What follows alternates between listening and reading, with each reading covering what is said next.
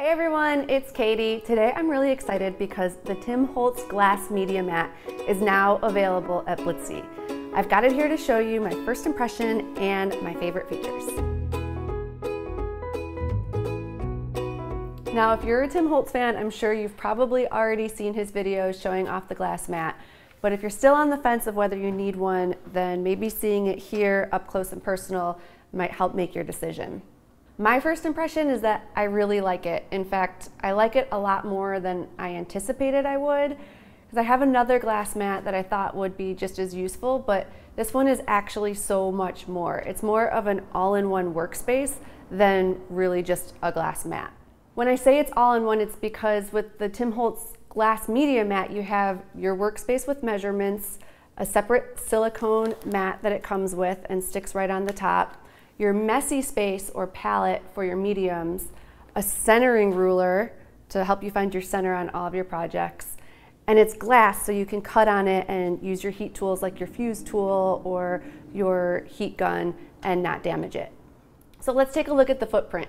The entire surface here measures 23 3/4 by 14 1/4. It's really nice and durable, and it's slightly raised off your table, so it's got little feet on the bottom. It's gonna stay put and give you a little bit of height here to, as Tim says in his videos, keep your space and not have everything creeping in. So it's actually really nice. It has a tempered glass surface and all of the printing is underneath, which will keep it looking brand new no matter what mediums you're using on it or if you're cutting or any of that. The actual workspace here is 12 inches by 14, which is actually a really nice size no matter what you're doing with it. So just for reference, I'm gonna grab a scrapbook sheet of paper. This is a 12 by 12, and you still have some room on all sides, plus your kind of workspace over here where you can put your embellishments and the different mediums that you're working with. Also, the measurements are very easily identifiable because each box is an inch.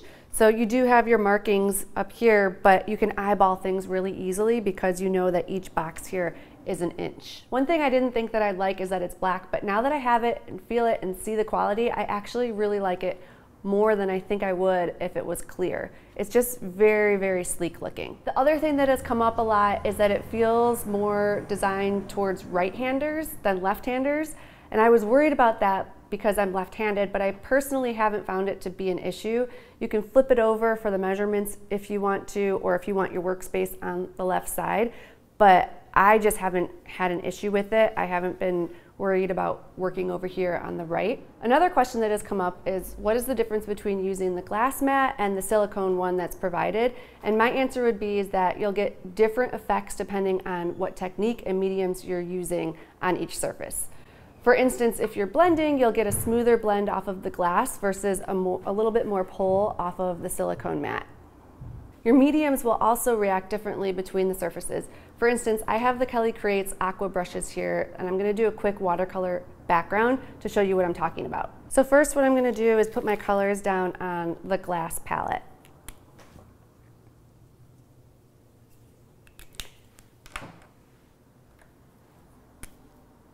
You'll see that it goes onto the glass real nice and smooth.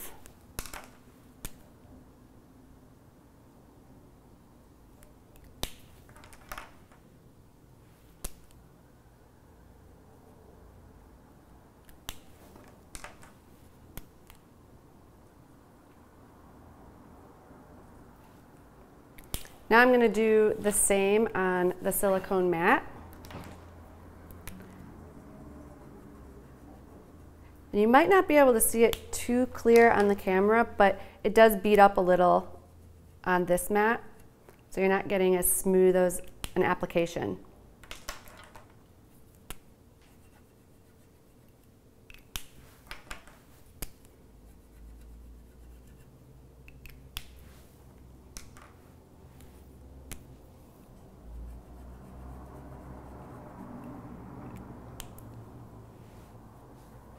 And you'll see when I spritz it with water here what I'm talking about. So first I'll spritz the glass.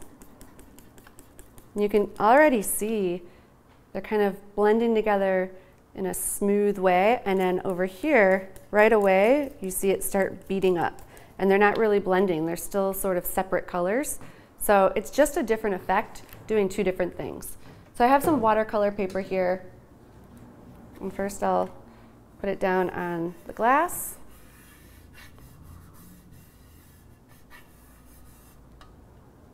Just smush it around.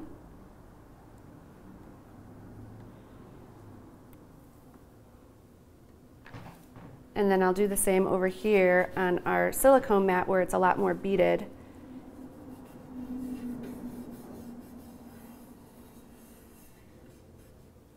We'll see what happens.